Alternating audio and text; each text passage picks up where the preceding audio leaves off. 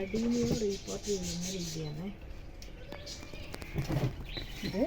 ആലവളം, മണ്ണ്, സാഫ് എന്ന് പറയുന്ന ഇത്, പിന്നെ എല്ലുപൊടി, ഇതെല്ലാം മിക്സ് ചെയ്ത ഒരു കൂട്ടാണിത്.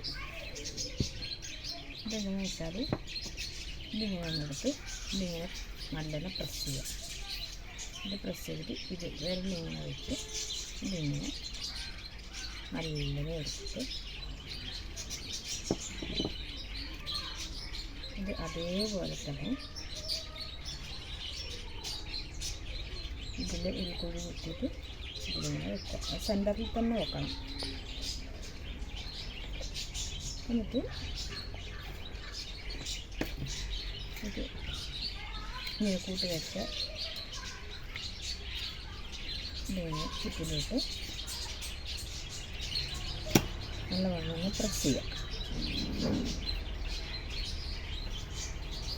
ഇങ്ങനെ ചെയ്തതിന് ശേഷം നല്ലവണ്ണം വെള്ളം ഒഴിച്ചിട്ട് ഒരാഴ്ച സൈഡിൽ വെച്ച് ഒരാഴ്ച കഴിഞ്ഞിട്ടാണ് നമുക്ക് വെയിലിൽ തന്നെ വെക്കാം. പിന്നെ 2 ദിവസം കൂടുമ്പോൾ മാത്രം വെള്ളം നനച്ചാൽ മതി. ഇതിൻ്റെ കേട് എപ്പോഴും പുറത്തായിരിക്കണം, മണ്ണിനടിയിൽ നോക്കാം. ഓക്കെ.